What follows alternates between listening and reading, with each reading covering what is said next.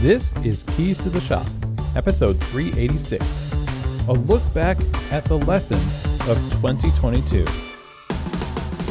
Well, hey everybody, and welcome to another episode of Keys to the Shop, where we give you insights, inspiration, and the tools you need to grow as a coffee service professional. My name is Chris DeFerio, and I'm your host for the show. Thank you so much for joining me and tuning in. You know, there's a lot of content here at Keys to the Shop. We've been going for about 6 years now, and I believe we're maybe somewhere over 700 or close to 700 episodes. There's an easy way to stay in tune with all of that, and that is to subscribe to the show.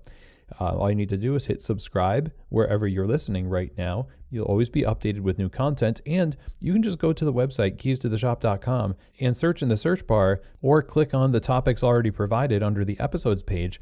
Now, Keys to the Shop, on top of being a podcast, is also a consulting and coaching company for coffee shop owners who need systems, clarity, and solutions for running a great coffee bar. Whether you're just starting out or you just want to level up your current operations, there's a lot of ways that you can work with Keys to the Shop, whether on-site with cafe assessments or regular coaching calls for you and even your management team.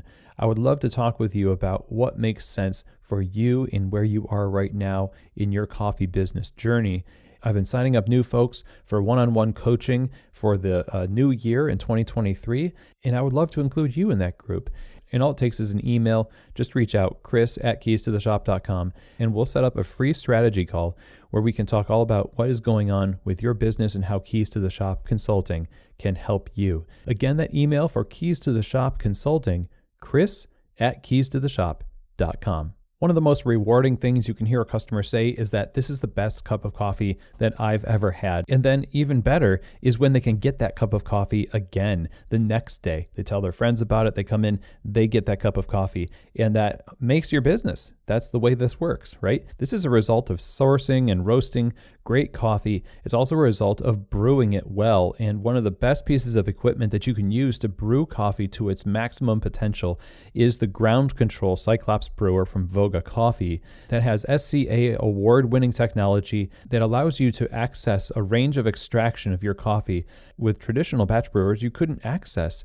It gives you great control over this process too for consistency and really taking your coffee to the next level. It's not just an amazing batch brewer though, it also makes batch diced lattes, batch cold brew, tea. So there's a ton of extraction potential in this machine that introduces new levels of profitability and workflow. Check them out over at groundcontrol.coffee to learn more about this amazing piece of equipment. If you're looking to upgrade what you currently use and in the process upgrade the coffee experience your guests have in your cafe, then I think you should be looking at getting a ground control Cyclops brewer for your shop. Go ahead and check them out again over at groundcontrol.coffee.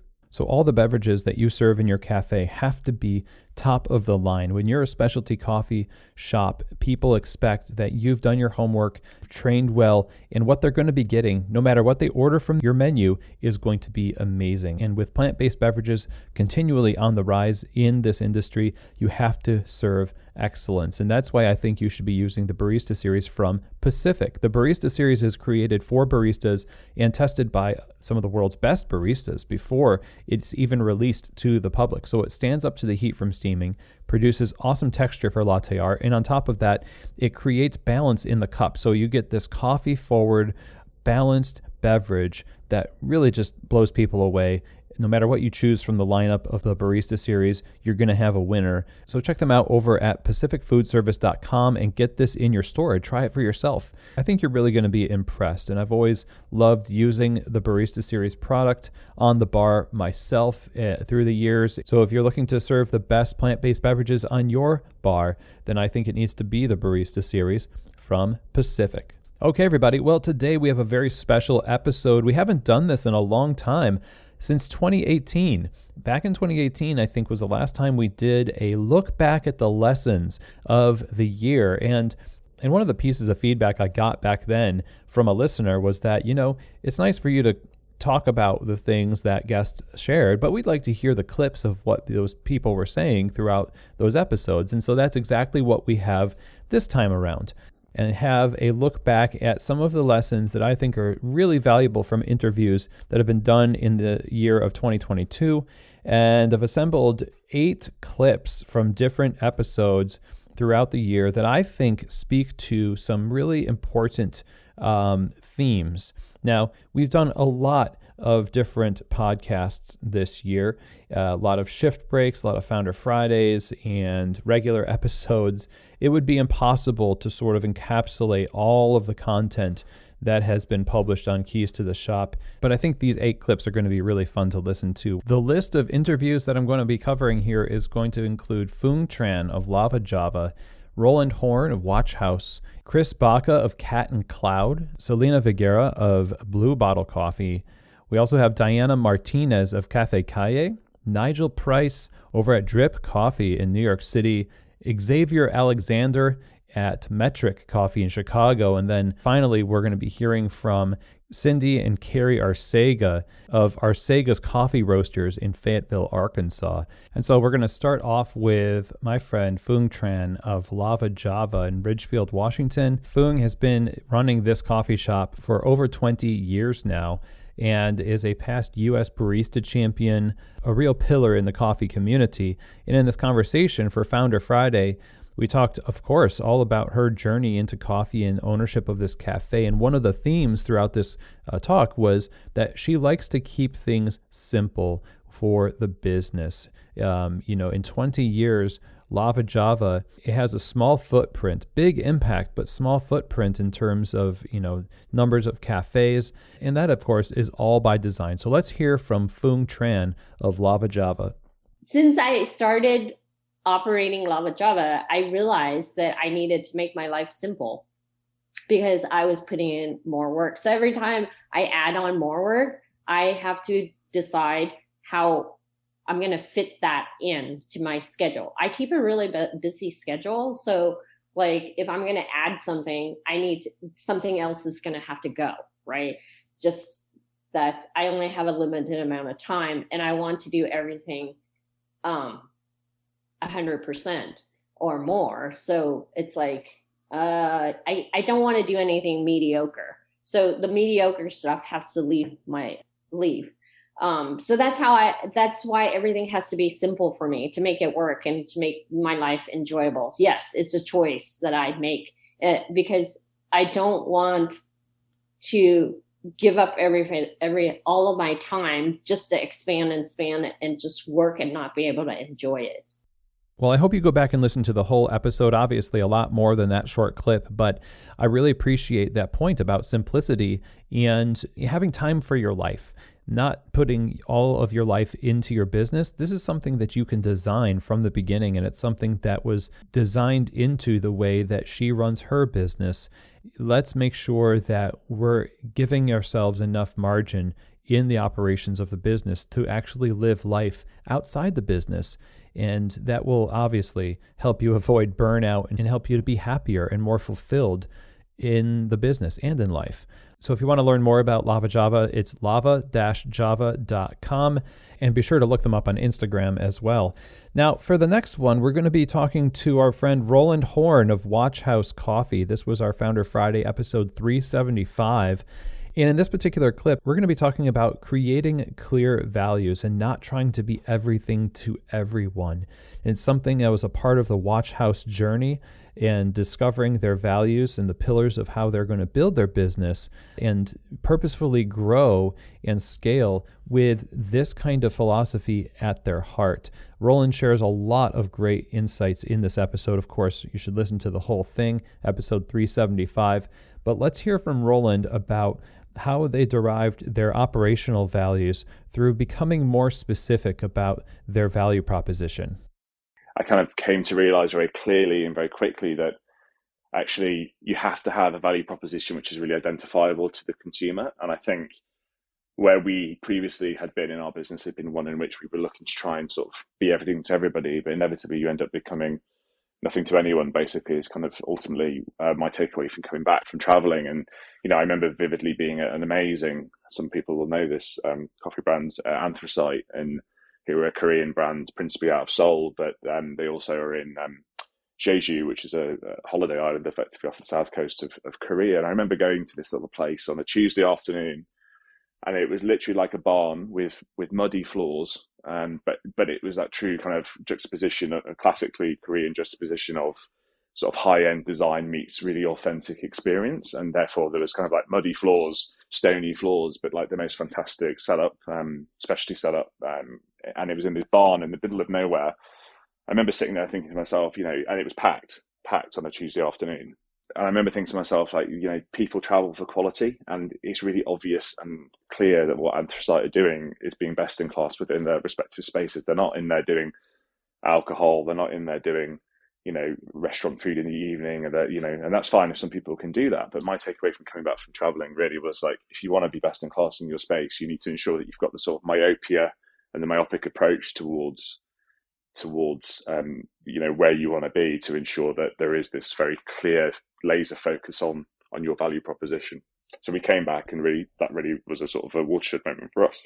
So our value proposition as a business, again, born out of my frustration as a consumer, was that I really wanted to have a space which fundamentally overall felt authentic and real. And what that meant when it came to the actual product and the deliverance of the products was that clearly we had to have a fantastic coffee offering in terms of what we were doing and something that we believed in, coupled with some very, very good food. Obviously, we're a coffee-led business, but clearly our food proposition is important. And I think the sort of the general approach that I saw globally really was that food was kind of seen as an annoyance and and it is difficult, right? We all know that it's a difficult part of the business, but it was seen as being, sort of the unwanted child. And again, as a consumer, coming back to that point again, as a consumer, I don't want that. I want to go in somewhere and have great coffee and great food. Thirdly, ultimately, the spaces that we're in terms of how they've been designed ergonomically, have they been designed for love, not just for, the capital expenditure and budgets and all the rest of it. And I think, again, certainly within the UK space, and I would hazard a guess and say most places in the world, there was always this sort of race to the bottom about ensuring that you build spaces that are good enough, not really loved. And I think, so from our perspective, it was really about designing spaces that people really wanted to be in. And again, came back to that authentic point I made earlier.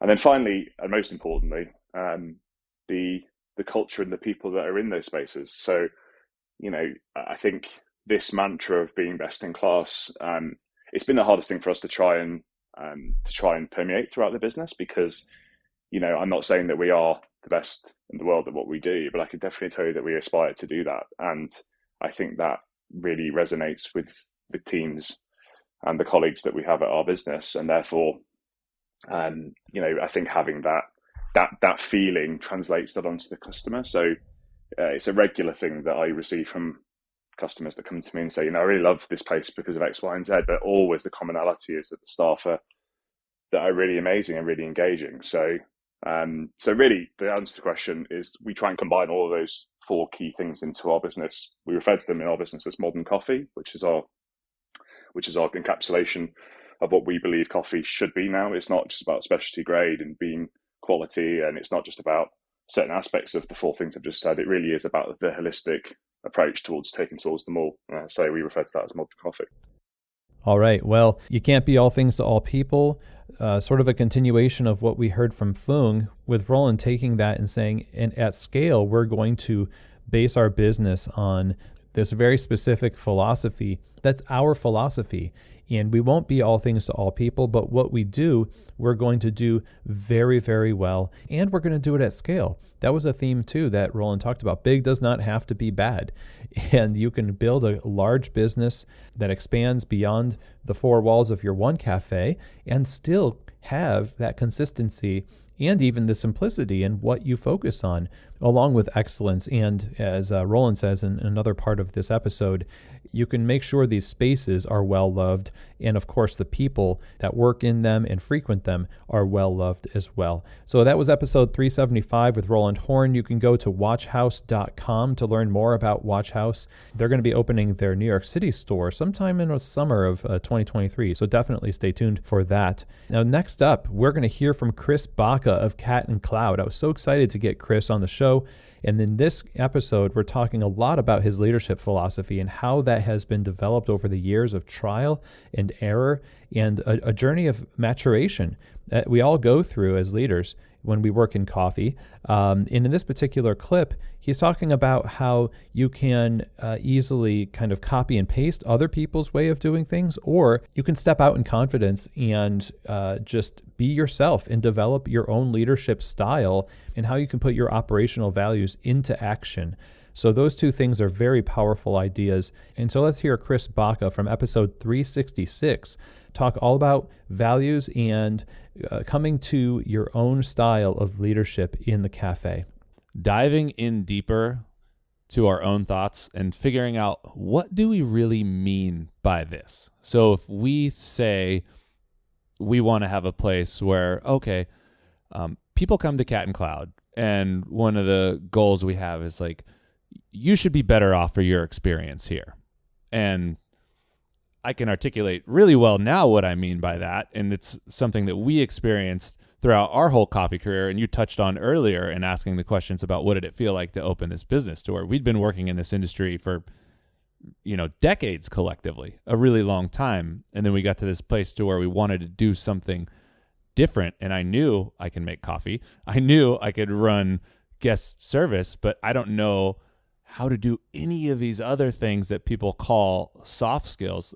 How do I give and receive feedback effectively? How do I communicate with other people that are different than me? How do I have these hard conversations? I didn't know how to do any of that. And if you come to work at Cat and Cloud, one of the things that we have on offer is, regardless of your position, where you're at in the company, these are things that are really baked into our culture. So you leaving better than you came in, even if you've only been here for 3 months, 6 months, you will have this bag of skills that you can take anywhere and apply.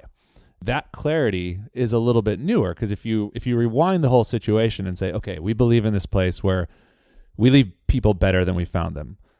What does that mean? And does that mean, people come to work and I'm just happy all the time at work? Does that mean I come to work and work's really easy? We're having fun? And, we had this era that we joke about in Cat and Cloud where we call it the positive vibes era. Because one of the things that we had said in the past with guest service is just that, if people come in and leave happier than they were when they got there, we've done our job. And I think on a base level, that's true, but how we communicated that and how it got misinterpreted is like, dude, work's just whatever, man, whatever I want to do, it's cool. Like, we're good. I'm not really working that hard. I'm just, as long as I'm smiling, I'm doing a good job. And that's not true. So those are kind of that was like the challenge in how do we clarify those things? And that's just one example, but we kind of did that for our whole value structure, and really taking the time to explain and think ourselves about what are we trying to say here. And then the personal part of it was when you're just doing something, you don't know how to do it very well. Your vision is bigger than your skill set. And that was true for me. I mean, it's true for everybody, but I really could see that happening in, say coffee. I was falling in love with coffee. I was falling in love with this thing. And again, we talked about that DVD. This isn't an era where I can go and just, look up on YouTube and find things. That just didn't exist. It wasn't there. So I'm, slow burn, trying to learn things. And I have good taste, but I can't execute on that taste.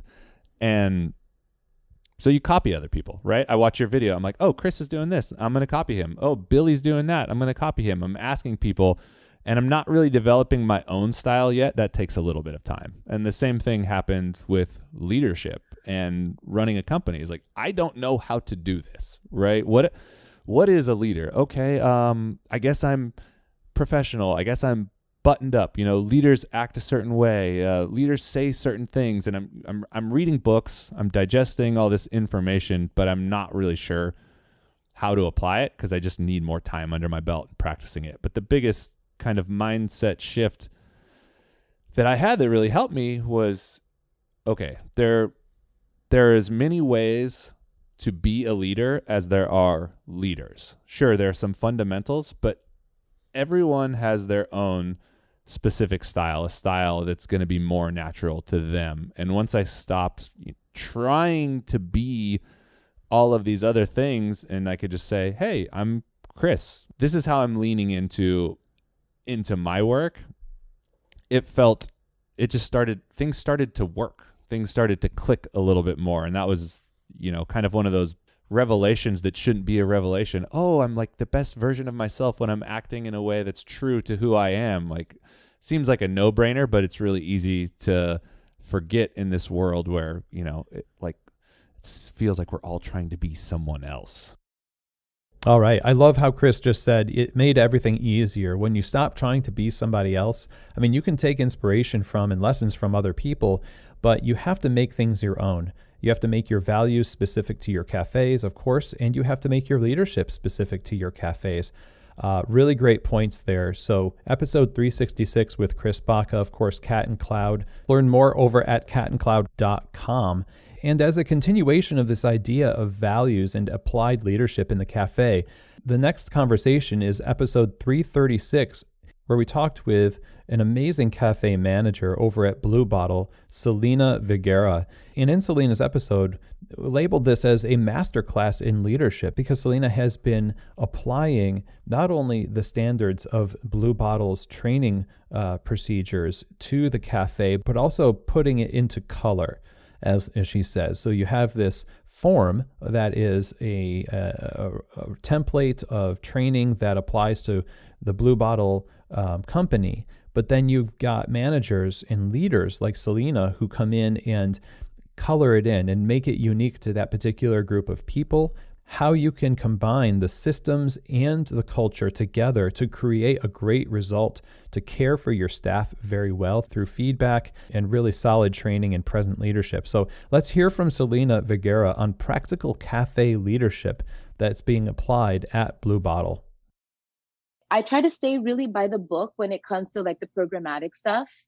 And now me giving things life and adding the color is, again, like, I think one of the things that I'm most proud of now is where I would have wanted to be the one always training because I know how I would teach, I know what I would say, but allowing my shift leads and the rest of like my like learning coach team in the cafe, giving them the opportunity to find their footing.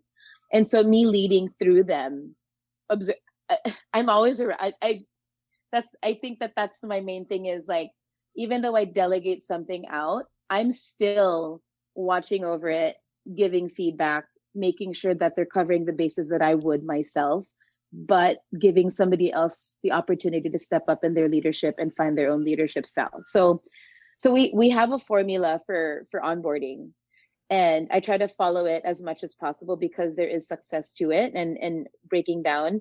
And then I incorporate a lot of like cafe specific things like bar flow. And I really try to be mindful about how to break that down because I played basketball in college. So I always like joke that it's like my triangle offense.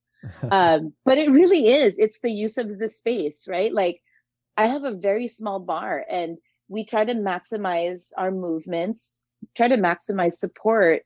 We're always like fine tuning this until people get it. And we reach the point where great, I've planted my seeds, now just like watering and let them grow. Mm-hmm. I think one thing too about giving something life is somewhere in our people leadership training, we learned feedback methodology. And that was also mind blowing to me. And that was another turning point, I think, in my career was understanding communication and effective communication in that. And all of these concepts Bronwyn and I have actually been sharing at Access, or I don't know if we've shared it at SCA before too, but this became like my motivation. Again, I found something that's so fascinating to me. If you think about how you communicate something, like the way that you package something determines really whether or not you came across effectively or not, or if you just shut somebody down. And so feedback methodology was introduced maybe 5 years back. And I, again, wanted to make this thing a living, breathing thing. So in our cafe, every single day, I created what we call post-shift feedback. And so the team would then understand how to use feedback, practice the concepts that they've learned. And it helped build our relationships with each other.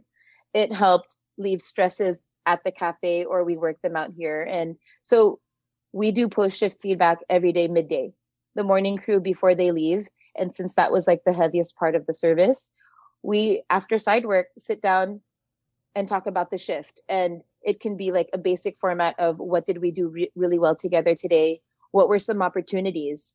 And also an opportunity to give each other like positive and constructive feedback. And this is also like now how everyone in the team is constantly growing every single day. We're constantly fine tuning. And so I know it probably sounds exhausting on my end, but these are the things that motivate me and give me life, is being able to have input, being able to like let them know that I am observing and I am present and I am here and committed to them growing. And, you know, like the whole team, we have a really great relationship with each other. And I think there's one of your questions, how do you know that it's successful? And that's one of the biggest things, like feedback my cafe will always receive, whether it's from higher up, Blue Bottle, you know, when they come to visit, or shared regulars, is every time they come into the shop, the team is always so happy and there's a different energy and they feel it and everybody's focused on work. And that fills my heart. I feel like when I hear that kind of stuff, I know that my work and all of the exhaustive coaching conversations, individual conversations have not been for nothing, because they've been felt.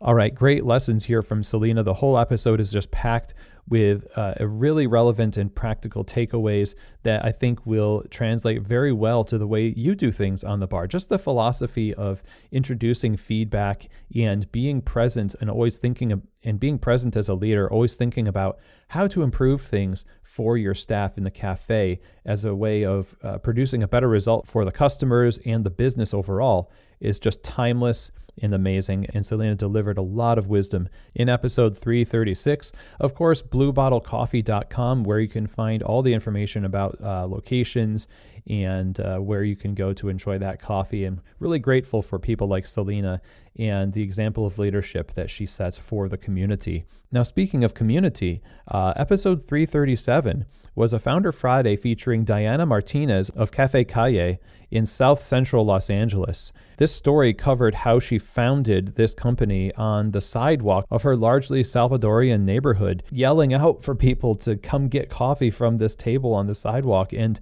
growing from there to her new brick and mortar. And this story is a lesson about how important it is to meet a community where it's at, to not come in and just kind of assume. But, you know, Diana's a part of that community and was very sensitive to create something that was of value and accessible and felt like it resonated with that community. And that's exactly what she did and is doing. And it serves as a great lesson for all of us. So let's hear a little bit from Diana about the importance of connecting, truly connecting, and serving the needs of your community. I graduated from high school down the street from where our shop is. And so I know people that work at the teachers and just staff that still work at the school. And so they, you know, they spread the word. They've, you know, been super supportive. I've slowly met other people in the neighborhood that have been wanting a coffee shop in the, because there's nothing in that area. There's literally like a Starbucks maybe 2 miles away. But in that area, there's nothing. There's no coffee shop. There's no like little gathering area. And so for them to like have something like that, they're just like, yes, this is what we needed. This is what we wanted. And so that's the feedback that I'm getting back. With the regulars, they like, you know, they like the vibe. They like that it's such a welcoming space. And they like that we are kind of, they can see themselves in me or in my employees or in my family, my team, you know, because we didn't come in and like, you know, with all this money and like all this fancy equipment. We came in super humble. We did introduce ourselves to the neighborhood. We are very respectful of the neighborhood and, you know, make it very clear to the people that live in the area that we're there to serve them and that our space is very, very community based. because we are from the community. Well, once again, I think this is a great lesson, and it's one that we have to keep in front of our eyes, where it's easy to keep our attention on larger coffee conversations, but lose focus on the people that we're immediately serving. Diana is serving that community and doing so in such a great way, fulfilling a need and creating relationships and truly making a difference, because it's all rooted in service to the people of that community. So again, that was a Founder Friday, episode 337 with Diana Martinez of Cafe Calle. You can go find out more information about Cafe Calle by visiting cafecalle.com. Visit them on Instagram at Cafe Calle. Now up next, we have episode 359, where we talk with Nigel Price of Drip Coffee in New York City. And Nigel's story is one of going through the process of building a business plan and eventually just kind of sitting on the business plan and then working in coffee for 10 years to really learn about the business that he eventually got into as an entrepreneur, founding Drip, and the lessons that he learned in his tenure as a barista before opening the business taught him all about accessibility, and that he didn't want to be engaged in gatekeeping, but wanted to make things accessible to people and serve them with amazing coffee. And so that's what this clip from episode 359 with Nigel Price is going to reference, is the gatekeeping that we can tend to do with the geeky, nerdy, tech-forward focus of our service sometimes, and what we can do instead to make things more pleasant for the consumer. So let's listen in as Nigel Price explains more. You know, you can drill down so deep and really nerd out with somebody in regards to what they're drinking or what you just made for them. But we typically don't do any of that unless the guests themselves prompt those questions. I think initially it was very coffee centric or coffee focused, and we slowly started turning it into approachability and accessibility and kind of taking down some of the walls. I mean, even honestly, if I wasn't so passionate and gung-ho about opening my own shop, I don't know if I would have lasted that long in coffee, because there was so much gatekeeping at the time. It was a lot of folks who were like, this is how it's done, this is how you should do it. If you're not doing it this way, then you're not a real coffee professional. Yeah. You know, I was lucky enough to work with some real coffee professionals who really I attribute a lot of how I carry myself now to them. What's the difference between a real coffee professional and one who is kind of a, let's say what you mentioned earlier, sort of a showy coffee professional? I'd say a little insecure, that gatekeepy professional. You know, as corny as it sounds, it's the person who actually acknowledges the guest in front of them. The person who is more concerned with what this person wants to drink or the mood that this guest is in, as opposed to imposing what they want on the guest. It's amazing to me that in 2022, we're still having these conversations about people who may want a drop of milk in their pour over. You know, I've worked with people who would constantly say things like, oh, when I open my shop, I'm not even going to carry milk. So no one puts milk in the coffee, or I'm not going to, or like, we're not going to have sugar, or, you know, we're not going to, I mean, and I totally get it. And I think what most people don't realize is that you kind of have to bring people along. Most people who drink coffee are completely casual coffee drinkers. So it's a waste of time. It's a fool's errand almost to try to turn every guest into this specialty coffee, you know, maven at this. I think we lost touch in terms of ultimately our job is to provide a service. We're making a cup of coffee for the guests and they're paying for it.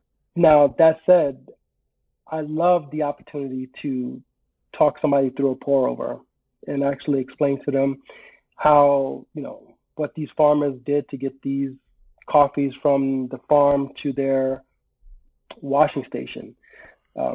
there's tons of stories you can tell, but I think what separates the coffee professional from the arrogance of well, it actually still exists, but the arrogance of someone who kind of wants to, I don't know, maybe it could just be some people need to self-validate as well. So I don't know. I mean, we can speculate forever on that. You know, I have to tell you, I am guilty of this just as much as anybody. Your passion for coffee and what you're serving and the story oftentimes eclipses the customer's need and even disallows you from seeing that they might just be checked out and that you're kind of just talking to yourself sometimes when you do these things. And I love Nigel's approach to make things focused on the person. And if they engage you, you can engage back. And that's really a cool path to go down. But presenting the excellent coffees in an accessible way, truly something that our industry could always improve on. And I'm really grateful for Nigel and his example. You can find out more information by following Drip at Drip Coffee NYC. Also the website dripcoffeenyc.com. All right, so now number 7 here. We have Xavier Alexander of Metric Coffee in Chicago. Xavier's episode was raw, vulnerable, and packed with a lot of life lessons and depth. And that's what I really loved about this. In particular, we touched on the subjects of resiliency and what it is we're actually trying to accomplish in our businesses. For Xavier, it's all about stewardship and creating impact that creates legacy, that inspires others to follow in the footsteps of something that's highly relational, positively impacting. I love his display of thankfulness as he talks about resiliency in the face of a lot of trials and challenges, getting to the place where they are today. So let's listen in as Xavier Alexander, co-founder of Metric Coffee, talks about resiliency, stewardship, and legacy. But I got to say, like, however difficult our past experiences were, I am really grateful for that. I mean, I couldn't, if you were to ask me that question 5 years ago or 7 years ago, when bills were due and the lights were gonna get turned off and we barely had money for milk, I would probably give you a different answer. But I also, when you said resiliency, I know the word, and I always remember, like, oh yeah, I see that I guess I am a resilient human, not just by my own might. It's just I was inspired by other people at Origin, which is why the supply chain, working with producers, is really important to me, because I see how resilient they are in their adversity, and that inspires me. So that, going back to 2015 and that visit and meeting producers, and when they visit you and invite you into their home and they cook the very best food that they have available because they're so honored to have you, that to me was just one of the most humbling experiences. And I am blessed to have that experience every single trip. Every single time I visit them, it feels like coming home. It feels like visiting family. And I don't come from I grew up extremely poor, and I don't have a large family. So that to me it's kind of filled a part of like a hole in my life. And so that's why the work I do is really personal to me, and it's really important. And I am very grateful today for those, I would say, I don't want to call them terrible experiences, but more so like those really challenging experiences. And that is, I guess, like, without putting it out there in the world, like, that's my personal mission. That's like what I strive to do, is to be able to be in a position where I have the power to pay it forward by paying a better price to the producers, and also really addressing them in a way that feels like they can feel dignified. They feel like the humanity in the process, not just like a, and I'm going off the subject here, and I apologize, because I am a father of 3 children. So I kind of like gravitate, like my conversations change from, I'll be talking about pizza, and then I'll be talking about a diaper, and then, talking about coffee. So I'm all over the place, but what we're talking about here is what I am most passionate about and I am most proud of. And My hope is that as I learn more and more how to be a better human and be a better steward of my position, is that I can inspire my children to not follow in my footsteps, but more so like be inspired by like, hey, dad got to do this. Like, and I want to support them in whatever mission and sort of endeavor they go into. But I would love, my proudest moment would be for my children to also have a serving heart, if you want to call it that, like be able to have be inspired by others and be able to serve. Okay, well, the question to ask ourselves, of course, is what am I going to be remembered for? What is this business going to accomplish past my involvement in it? How are we stewarding the relationships that we have been given? It's easy to think about 5-10 years from now and always be thinking about the future and neglect to steward the present and to really zero in on the fact that what we're doing is going to have a ripple effect. And so how we tread will inevitably impact others. And so if we choose our steps wisely, our decisions, etc., how we use our energy, that will create a better world for everybody. And I just love Xavier's heart for the deeper parts of working in coffee and doing business with people. So I hope you were inspired too. If you want to check out the great work being done at Metric Coffee, go to metriccoffee.com. Also be sure to follow them on Instagram at Metric Coffee. And now we have the last clip of this look back at the lessons of 2022. And I think I've saved one of the best for last. We've had some really great quotes from past episodes. And this was the latest Founder Friday of November of this year. It was with Cindy and Carrie Arcega, the founders of Arcega's Coffee Roasters in Fayetteville, Arkansas. Actually, the cafe that I learned to love coffee in. So it was an old Arcega's location on Gregg Street in Arkansas that I first learned to love coffee, and it's so special to be able to interview Cindy and Carrie on this show all these years later. For me, it was back in 1999, but for them, they started this company 30 years ago to the month that their Founder Friday aired in November. So November of 1992, and it was just such an honor both professionally and personally to have them on the show, as they talked about how they founded this business and ran this business with a desire to create connections, to deliver something that transcends the transactional.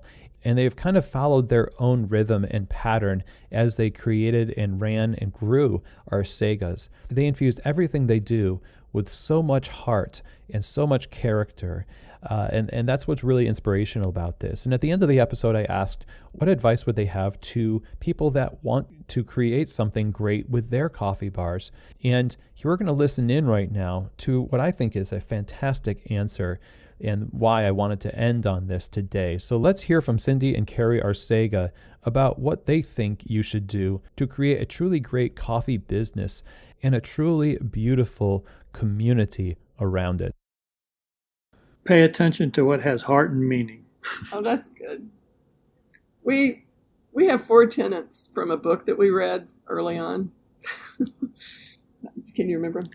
Well, but this is particular. I mean, really, because it's so easy to get caught up in the numbers and looking at sheets and systems. But the reason I got into the coffee business anyway was it was a people connection. It was, and I always, when I had to make a decision, I kind of always used that tenet. Well, what has heart meaning? Which way do I want to go? And that kind of led me down the path that I'm on. And because it's really hard to give advice, specific advice. Oh, you should do this or don't do this, or this is a good color, whatever. I mean, I just don't do that. I've talked to several people over the 30 years that have wanted to open up, coffee shops, and I talk about, the most important thing is creating a place where you want to work, assuming that you're going to be working it. Now, what do you want? Right. What rocks your boat? That, how are you going to decorate it? Are you going to go find things at the flea market? Do things that you like, that, and have the music you enjoy playing there. Want to have a chess set, just make it yours. Yeah, I think the the cookie cutter aspect of a lot of places now makes them feel cold. And it's okay. I mean, somebody might not be inclined to create a space from nothing, but whatever represents you and what you bring to your business, foster that, and so that you're connected, so that it's important to you. And we're not all the same, but it would be worthless to us to have a business that didn't represent who we were. Just wouldn't be any fun. It's not just for money, it's to make your life fuller. Well, if there's any advice that I think that we can end this year with, it's that we should pay attention to what has heart and meaning. And as Cindy said at the end here, we want to make our lives fuller. And that might look different for you than it looks for somebody else, but that means that you just have to lean into heart and meaning more. What is it that you're doing this for? And who are you doing it for? How are you doing it? Is it with integrity? Is this something that is meaningful, really, truly meaningful? And in order to do that, sometimes you might need to slow things down. You might need to slow down, and that's okay. It's not really about competition with others in your industry. It's about being true to the heart and values and community that you serve. We heard it from so many people today in different formats. You have to be people focused. You have to be your people focused. And I mean like the immediate people that frequent your shops, the people who work with you. Those are the people that we serve. And it's easy right now, especially we're operating at such a frenetic pace. But if we can ground ourselves, if we can slow things down a little bit and take a bigger view and pay attention to what has heart and meaning going into the new year, then I think our decisions and the way we spend our time, the way we speak, the way we show up for others and ourselves is going to be that much more full of life and life-giving. So, thank you to all of my guests this year on Keys to the Shop. I'm happy that you decided to listen today to hear these lessons from the year that I thought were really great to bring back entering into 2023. I'm super grateful for all of you. There are so many milestones Keys to the Shop has reached. We passed 2 million downloads this year. The show is just getting up to about 700 episodes, and there's just a lot more to come, and I'm truly looking forward to 2023. I love meeting you, the listeners to Keys to the Shop, and one of the places I do meet a lot of listeners in person when I get out these days is at Coffee Fest, and I go to all the Coffee Fests. I'm one of the staff there. I speak, I present at lecture on leadership and management and design, cafe layout, and stuff like that. And on top of that, I am the head judge for the latte art competition there at Coffee Fest. So if you go to coffeefest.com, you can see the shows coming up for 2023. You have New York, Louisville, Kentucky, Anaheim, California, and then Orlando, Florida. So check those shows out and use the code KEYS to get 50% off your registration when you register, you and your team. At the show, you experience the trade show, of course. You interact with amazing vendors that will help supply your coffee shop with excellent products and services. You also get free and accessibly priced trainings, workshops, lectures, panel discussions, all set up for a variety of topics that will help you build a thriving retail coffee business. You also have competitions like latte art and cold brew and the beautiful coffee community that you get to meet and be inspired by in the process. So I really do hope to see you at one of these shows. Check them out over at coffeefest.com. And with that is the end of our show today. Again, thank you so much, all of you, for your support of Keys to the Shop over this year of 2022. Super excited about 2023. We're just putting the pedal to the metal even more, and I'm glad you all are along for the ride. Don't forget to share these episodes and subscribe to the show. Follow us on Instagram, and of course, I hope that this episode has truly given you keys to the shop.